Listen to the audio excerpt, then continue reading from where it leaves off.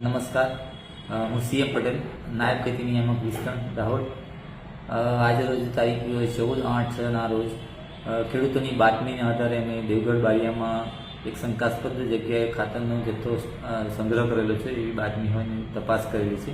જેમાં બારિયાની બહાર મેન્દ્રા ચોકડી ખાતે ગોડાઉન નંબર 7માં બારિયાના જ બે ડીલરો દ્વારા ડીએપી ખાતરનો 400 જેટલો બેગનો જથ્થો શંકાસ્પદ રીતે સંગ્રહ કરેલો છે.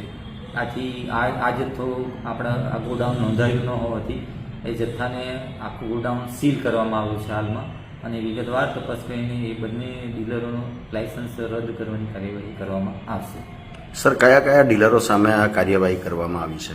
આ બારિયામાં જે બે ડીલરોએ જે આ ડીએપી સંગ્રહ કર્યો છે, એક છે બારિયા અનાજ ઉત્પાદન સહકારી મંડળી છે, અને બીજું બારિયા વિભાગ ખેડૂત ગ્રાહક સહકારી ભંડાર. આ બે સંસ્થાઓ છે ખાતર વિતરક. હાલ શું કાર્યવાહી ચાલી રહી છે? હાલ અમે ગોડાઉનને કમ્પ્લીટ સીલ કરી દીધું છે અને નોટિસો પણ અપાઈ ગઈ છે, અને એમની ખરીદીની આખી વિગતો મળી હતી. આમનું લાયસન્સ અમે રદ કરવાની કાર્યવાહી કરીશું.